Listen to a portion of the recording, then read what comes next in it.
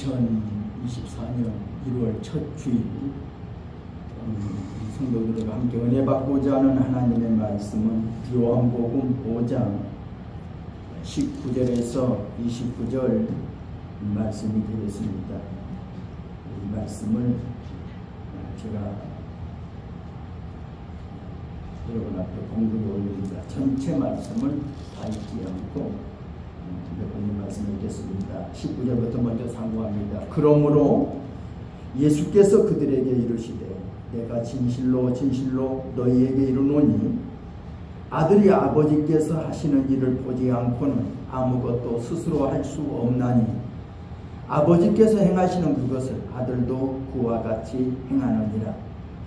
아버지께서 아들을 사랑하사 자기가 행하시는 것을 다 아들에게 보이시고 또 그보다 더 큰 일을 보이사 너희로 놀랍게 여기게 하시리라. 아버지께서 죽은 자들을 일으켜 살리심같이 아들도 자기가 원하는 자들을 살리느니라. 아버지께서 아무도 심판하지 아니하시고 심판을 다 아들에게 맡기셨으니 이는 모든 사람으로 아버지를 공경하는 것 같이 아들을 공경하게 하려 하십니다. 아들을 공경하지 아니하는 자는 그를 보내신 아버지도 공경하지 아니하느니라. 내가 진실로 진실로 너희에게 이르노니 내 말을 듣고 또 나 보내신 이를 믿는 자는 영생을 얻었고 심판에 이르지 아니하나니 사망에서 생명으로 옮겼느니라. 마지막 절 28절씩 드리겠습니다. 이를 놀랍게 여기지 말라. 무덤 속에 있는 자가 다 그의 음성을 들을 때가 오나니 선한 일을 행한 자는 생명의 부활로 악한 일을 행한 자는 심판의 부활로 나오리라. 아멘. 오늘 주일날은 심판장이신 예수님이라는 이런 제목으로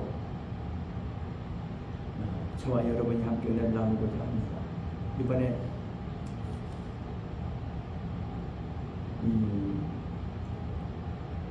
어느 한 선교사님의 간증을 들으면서 정말 우리 성도들과 정말 이 말씀을 가지고 함께 나눠야 되겠다, 이런 깊은 깨달음이 있어서 그 간증을 들으면서 제가 우리 성도님들과 함께 은혜를 나누고자 오늘 이 말씀을 한번 준비해 봤습니다. 오늘 본문 말씀 속에서는 아버지께서 아무도 심판하지 아니하시고 심판을 다 아들에게 맡기셨다. 그러니까 하나님께서 직접 심판하시는 것이 아니라 그 심판을 아들 대신 예수님에게 다 맡기셨다. 그런 말씀입니다. 예수님은 나는 아무것도 스스로 아무것도 할 수 없다. 듣는 대로 나는 심판한다. 나는 나의 뜻대로 하려 하지 않고 나를 보내신 이의 뜻대로 하려 함으로 내 심판은 의롭다. 이렇게 말씀하고 있습니다. 또 요한계시록 20장 11절 15절도 보면 또 내가 크고 흰 보좌와 그 위에 앉으신 이를 보니 땅과 하늘이 그 앞에서 피하여 간데 없더라. 또 내가 보니 죽은 자들이 큰 자나 작은 자나 그 보좌 앞에 서 있는데 책들이 펴 있고 또 다른 책이 펴졌으니 곧 생명책이라. 죽은 자들이 자기 행위를 따라 책들에 기록된 대로 심판을 받으니 바다가 그 가운데서 죽은 자들을 내주고 또 사망과 음부도 그 가운데에서 죽은 자들을 내주매 각 사람이 자기 행위대로 심판을 받고 누구든지 생명책에 기록되지 못한 자는 다 불못에 던져지더라. 이렇게 말씀하고 있습니다. 멕시코에서 선교사로 사역하던 그 김윤상 선교사님이 그런 간증하는 것을 들어봤어요. 한국에서 대학을 마치고 중미 과테말라로 가서 돈 벌려고 사업에서 참 하나님 잘 섬겨보려고 13년 동안 사업하다가 자기가 어느 정도 사업이 성공해서 이제 좀 행복하다 하고 그때에 하나님이 강력한 부르심이 있어서 그 사업장을 버리고 멕시코로 선교사로 떠나게 됐다. 하나님께서 가라고 해서 갔지만 그 길이 꼭 적각 부리는 축복, 평안 있는 곳이 아니고 하나님은 광야길이다 하고 알려주더라는 거예요. 광야길. 하나님 우리를 부르신 것은 우리에게 꼭 이 땅에서 부귀영만 누리는 행복한 장소로만 부른 것이 아니라 우리를 불러서 광야길로 보낼 수도 있다 하는 것을 우리가 깨달아야 돼요. 아골골짝 빈들이라도 복음 들고 가야 하고 소돔 같은 거리라도 가라고 하면 복음 들고 가야 하는 것이 하나님의 사명자의 갈 길이 아닌가 생각하는 거죠. 근데 그분이 그곳에서 복음 전하러 갔다가 고속도로에서 교통사고를 당해가지고 죽을 지경에 이르렀더라고요. 그래서 60%나 되는 피를 출혈하고 또 후유증으로 공망염, 폐렴, 폐혈증으로 중환자실에서 24일 동안 의식도 없는 채 죽었다가 살아나고 죽었다가 살아나고 하는 이런 과정 속에서 그가 영적 세계를 경험하게 되었더라고요. 예수님을 만난 거예요. 그 이야기를 들으면서 정말 은혜로 되면서도 충격이었습니다. 거기 사는 그 이야기 속에 숨을 끊어지는 순간에 이제 예수님을 만나게 되는데 예수님을 만나니까 자기가 만나려고 할 때 보니까 아주 16명의 악한 영들 속에 둘러싸여서 갇혀있다가 거기에서 이렇게 빠져나와서 지금 예수님께로 가야 하는 그런 모습을 봤다는 거예요. 악한 영들이 사람처럼 생겼는데 16명의 악한 영들, 사탄이 부리고 있더래요. 사탄이 그 악한 영들을 부리면서 막 우리를 괴롭히고 있는 거예요. 그 빠져나와가지고, 근데 예수님이 저 높은 바위 위에 계시는데 그곳을 만나러 가야 되겠는데 있는 힘을 다해서 만나러 지금 막 가려고 했는데, 왜냐하면 예수님 만나는 것이 그렇게 귀중하다. 만나는 것이 그렇게 귀중해요. 내가 이때까지 예수님 만나는 것을 신경 쓰고 이게 돈 벌려고 하는 데만 신경 썼던가 생각하니까 얼마나 후회스러워. 세상에서 사람들이 여러 가지로 헛된 일 하며 살잖아요. 예수님 만난 것이 가장 귀한 일인데, 예수님 만나야 정말 사는 길인데, 만나러 가려고 하는데 힘을 다해서 가려고 하는데, 근데 한참 산 중턱까지 갔는가 하는데 예수님이 자기를 만나러 내려오셨더래요. 그래서 예수님 만났대요. 만나봤더니 자기가 그 앞에서 예수님이 심판 주로 계시다. 심판장.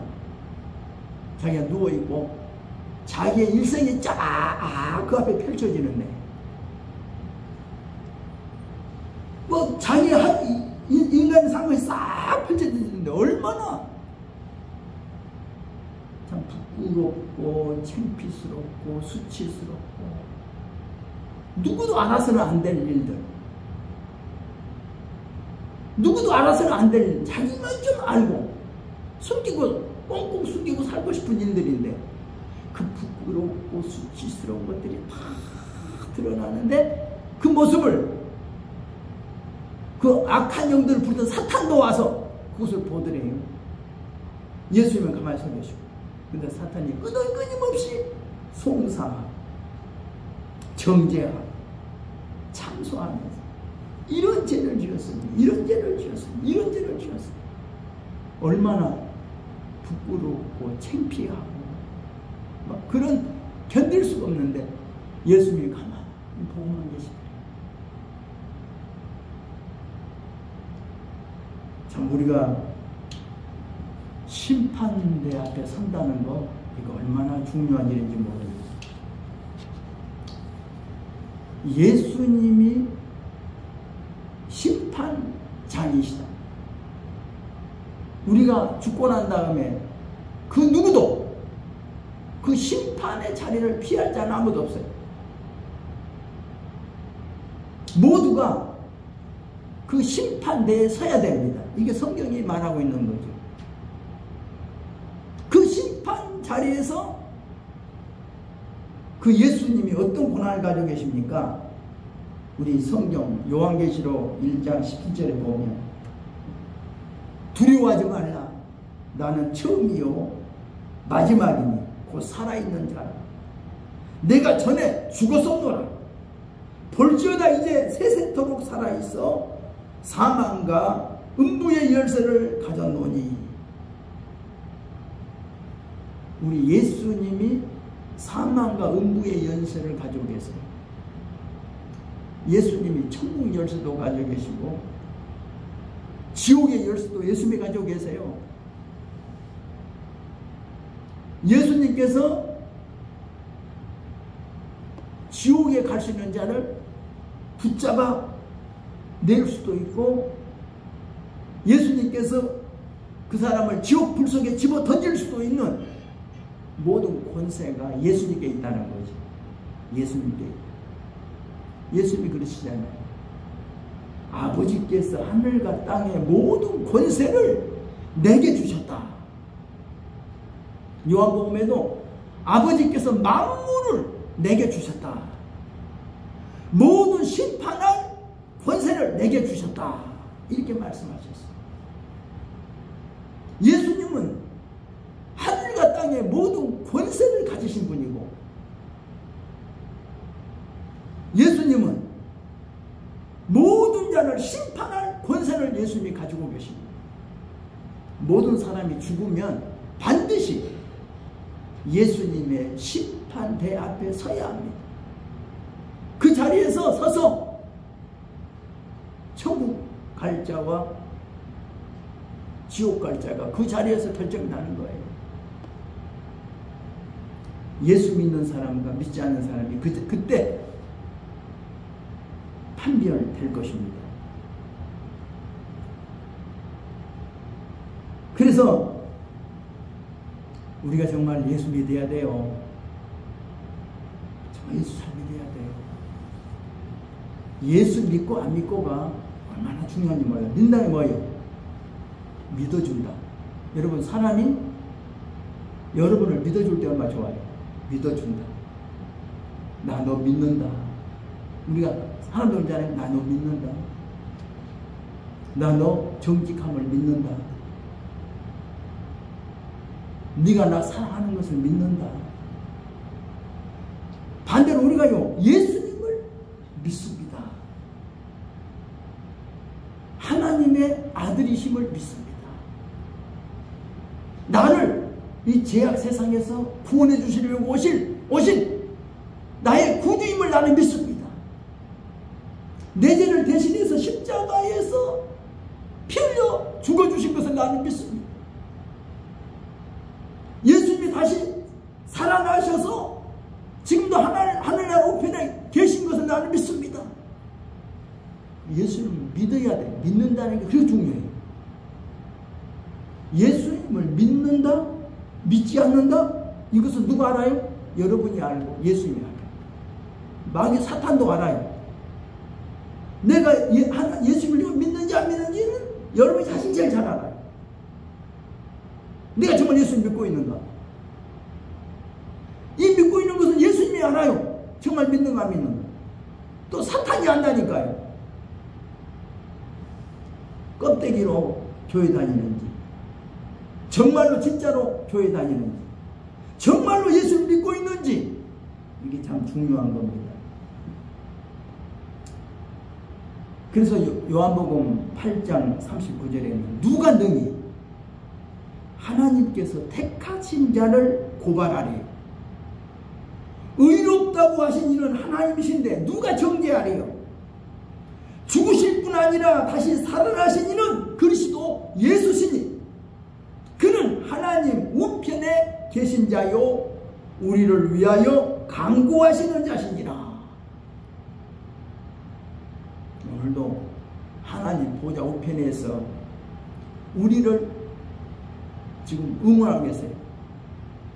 예수님을 믿는 우리를, 예수 믿는 우리를 지금도 저 하늘 보좌 위에서 우리를 보고 계세요. 우리가 예수 잘 믿는 것을 응원하고 계세요.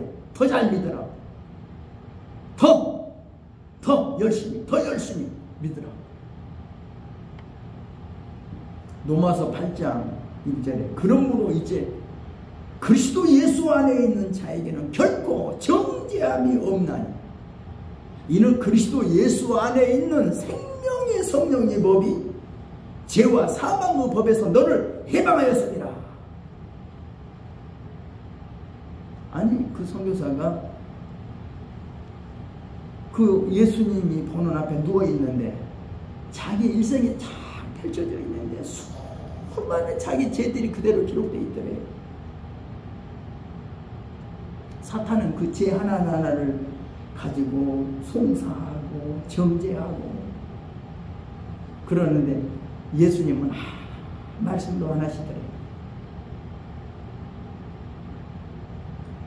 네, 예수님을 믿기 때문에 정말 예수님만 믿으면 구원을 얻으리라. 예수님만 믿으면 그리스도 예수 안에 있는 생명의 성령의 법이 죄와 사망의 법에서 너를 해방하였다고 하는 약속, 예수를 믿는 믿음, 그 믿음이 중요한 겁니다. 믿음이 중요해요. 예수님이 붙잡고 놓지 않더래요. 왜? 죄를 지었어도 놔주시라. 예수 십자가 보혈 피가 다 용서해 줬습니다. 그래서 사탄이 떠나가더래요. 예수님 안 붙잡으면 그 죄 때문에 사탄이 끌고 지옥으로 갈 건데 예수님이 놓지를 않아. 성경에 뭐라 우리 찬송에 그러잖아요. 피를 흘려 샀으니 놓지 않겠네. 피를 흘려 샀으니 놓지 않겠네. 나를 붙드네. 사랑하는 나의 주 나를 붙드네. 네, 피를 흘려 나를 구원해 주려고 십자가에서 피 흘려 주시는 그 예수님이 예수님을 믿는 우리를 붙잡고 계신다는 것입니다. 저 예수 잘 믿어야 돼요. 그리고 또 예수님이 그러면서 이 세상에 가장 가치 있는 몇 가지를 꼽아내더래요. 정말 예수 믿으면 가치 있게 살았던 몇 가지. 근데 별로 없더래요. 별로 없어. 교회를 열심히 다니면서 교회에서 봉사도 하고 성가대도 하고 했는데 별로 하나님 앞에 인정받을 만한 가치 있는 것이 별로 없더래요. 근데 그 속에 일을 하면서 봉사하면서 사람 앞에 잘 보여보려고, 사람 앞에 인정받아보려고, 사람 앞에 칭찬받아보려고 한 것은 아무것도 인정이 안 되더래요. 거기서 가치가 안 되더래요. 자기 마음 깊은 동기 속에 사람 앞에 잘 보여보려고, 사람 눈으시가며 사람 앞에 인정받고 친척받고 싶은 마음에서 한 것은 하나도 인정이 안 되더래요.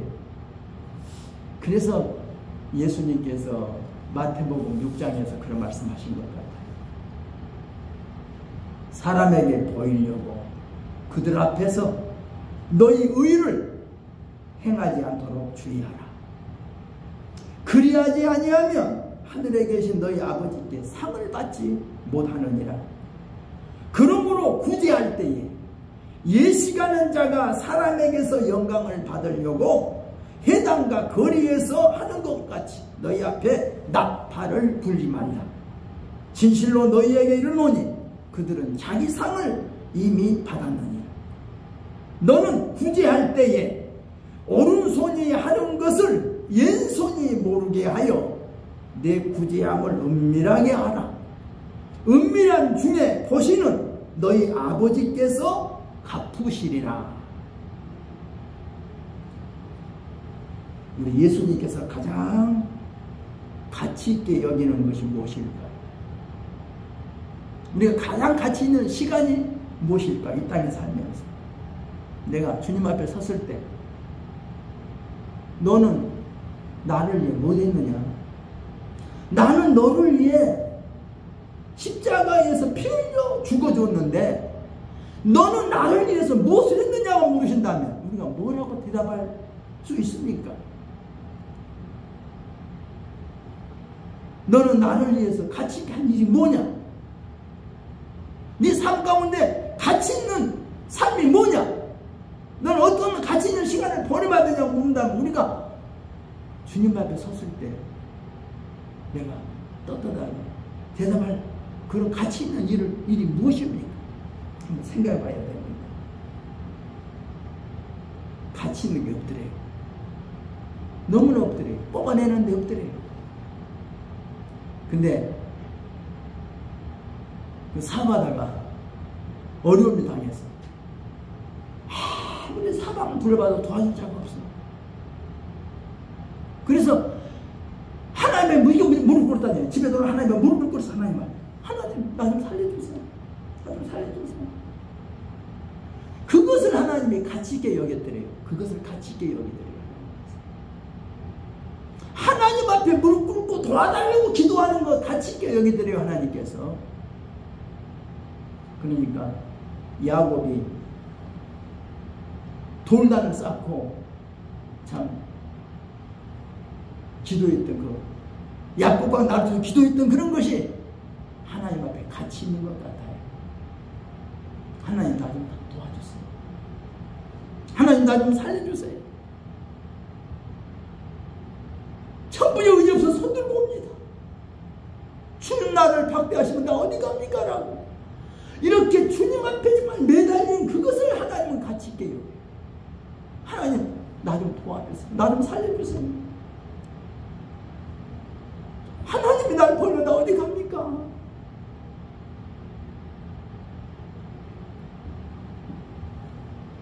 참 우리가 가치 있는 삶을 살아야 됩니다. 그러니까 심판의 기준이 뭐냐?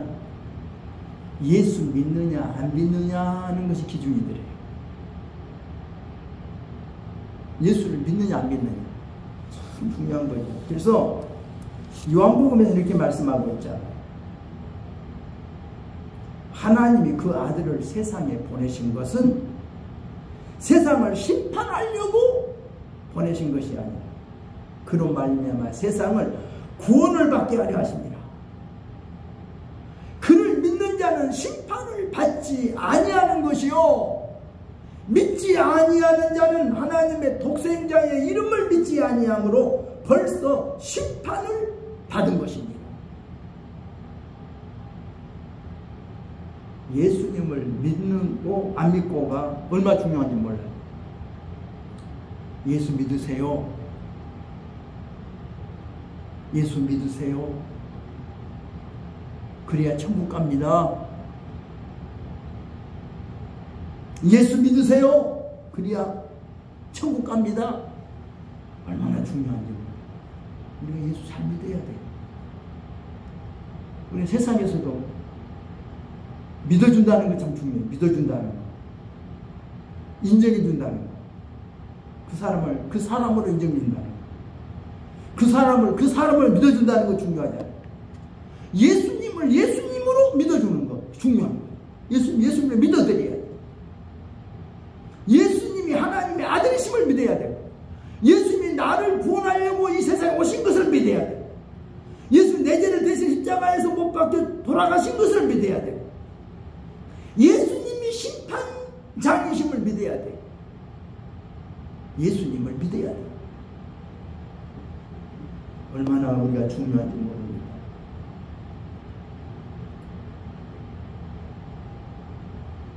마태복음 16장에서 그러죠. 사람들이 나를 누구라고 하더냐. 사람들이 나를 누구라고 하더냐. 저들마다 예수님을 누군지 다 이야기하는데 예수님이 또 묻잖아요. 너희는 나를 누구라고 하느냐? 이게 중요해요. 사람들이 누구라고 하느냐가 아니라 내가 예수님을 누구라고 지금 믿느냐는 게 중요해요. 내가 주는 그리스도고 하나님의 아들이시고 나를 구원하려고 오신 분이십니다. 나를 죄에서 건져줄 수 있는 분이십니다. 내 병을 고쳐줄 수 있는 분이십니다. 나를 천국으로 데려갈 수 있는 분이십니다. 라고 믿는 게 중요하다니까. 정말 믿어야 돼요. 예수님은 베드로의 신앙 고백을 들으시고 칭찬하신 거죠. 우리 자신도 예수님을 정말 신앙 믿음으로 고백해야 돼요. 고백해야 돼요. 참 중요합니다. 그래서 죽음을 앞둔 사람들에게도 신앙 고백을 시키잖아요. 나는 죄인입니다. 예수님께서 나를 내 죄를 용서해 주시려고 십자가에 돌아가신 걸 믿습니다. 나도 구원해 주세요. 나도 천국 데리게 가주세요. 얼마나 중요한지 몰라요. 이 땅에서는 예수 믿는 걸 가볍게 하는지 몰라요. 어떤 신부님의 그 강의하면서 그 이야기 하더라고요. 신부. 하나님이 계시는가? 하나님이 안 계시는가? 여러분, 하나님이 계신 것 같습니까? 안 계신 것 같습니까? 천국 있는 것 같습니까? 없는 것 같습니까? 지옥 있는 것 같습니까? 없는 것 같습니까? 내가 만약 하나님이 안 계신다면 나 이 세상에서 내가 힘으로 사는 거 얼마나 허망합니까? 그러더라. 허망합니다. 내가 천국이 하나님이 계신다고 믿고 천국 있다고 믿고 내가 이렇게 사는데 그 이야기 하더라. 우리가 정말 하나님이 계신다. 아, 천국 있다. 믿는다는 거 얼마나 중요해요. 하나님이 안 계신다고 했는데 계시면 어떨 거예요? 세상 사람 나봐요. 한마디. 아니, 천국이 없다고 했는데 있으면 어떨 거예요? 지옥이 없는 줄 아는데 있는 놈은 어떨 거예요? 성경에는 분명히 기록하고 있잖아요. 하나님이 계신다고. 천국도 있다고. 지옥도 있다고. 믿느냐 안 믿느냐가 중요해요. 믿음. 믿어야 돼. 너 믿음이 너를 구원하였다. 성경이 말씀하고 있습니다. 정말 우리가 그 믿음을 가져야 됩니다. 또 우리가 한 가지 더 중요한 게 있다면 하나님께서 우리에게 주신 상급이 있다는 거예요. 사도 바울은 빌립보서 3장 13절에 이렇게 기록하고 있어요. 형제들아, 나는 아직 잡은 줄로 여기지 아니하고 오직 한 일, 즉 뒤에 있는 것은 잊어버리고 앞에 있는 것을 잡으려고 달려가노라. 표대를 향하여 그리스도 예수 안에서 하나님이 위에서 부르신 부름의 상을 위하여 달려가노라. 디모데후서 4장 4절에 내가 선한 싸움을 싸우고 나의 달려갈 길을 마치고 믿음을 지켰으니 이제 후로는 나를 위하여 의의 면류관이 예비되었으므로 주 곧 의로우신 재판장이 그날에 내게 주실 것이며 내게만 아니라 주의 나타나심을 사모하는 모든 자에게도다 이렇게 기록하고 있습니다. 사도 바울은 부름의 상을 그는 알았어요. 자기가 예수님을 믿는 것이 가장 귀한 것임을 그는 알았어요.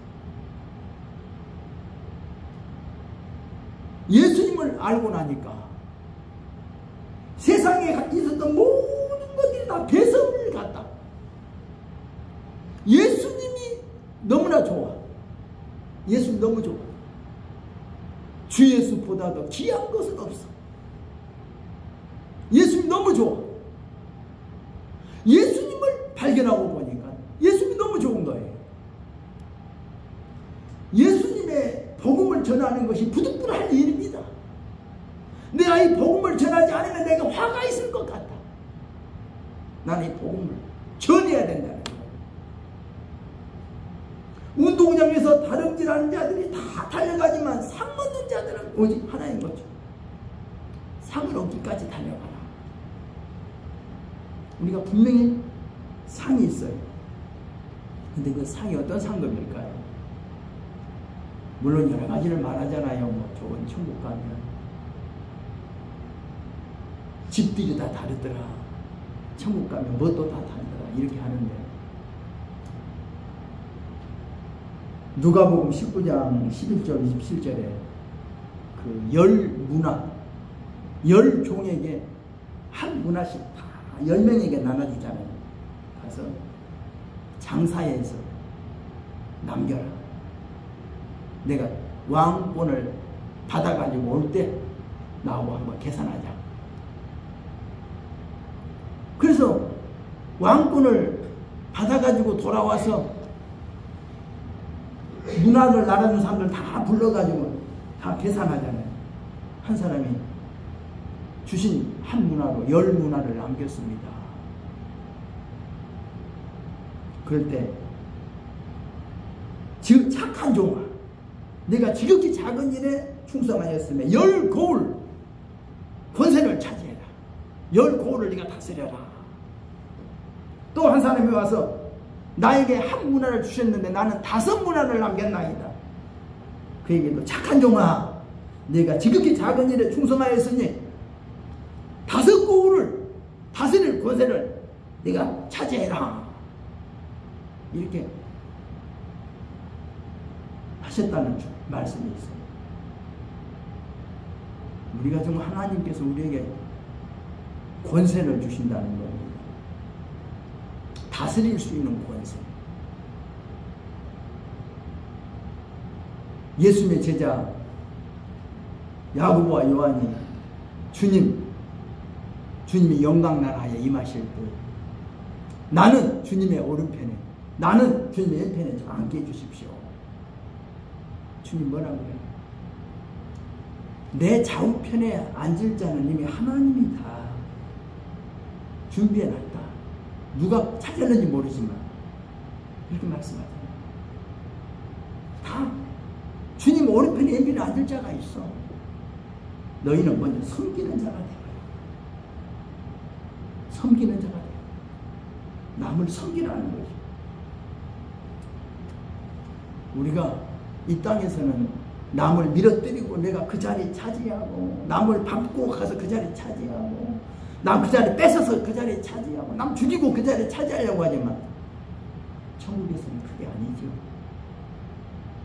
하나님의 공의에 의해서 바로 일한 대로 다 상급을 주십니다. 10고을 다스릴 수 있는 권세, 5고을 다스릴 수 있는 권세를 주신다는 거죠. 우리가 예수 믿고 구원받은 우리 중요한 게 뭡니까? 복음 전하는 거잖아요. 복음은 복잡한 복음이 아니라 예수 믿으세요. 예수 믿어야 천국 갑니다. 예수 믿으면 죄 용서받습니다. 이 복음이에요. 이 복음을 정말 우리가 전해야 됩니다. 이 복음보다 더 귀한 것이 없어요.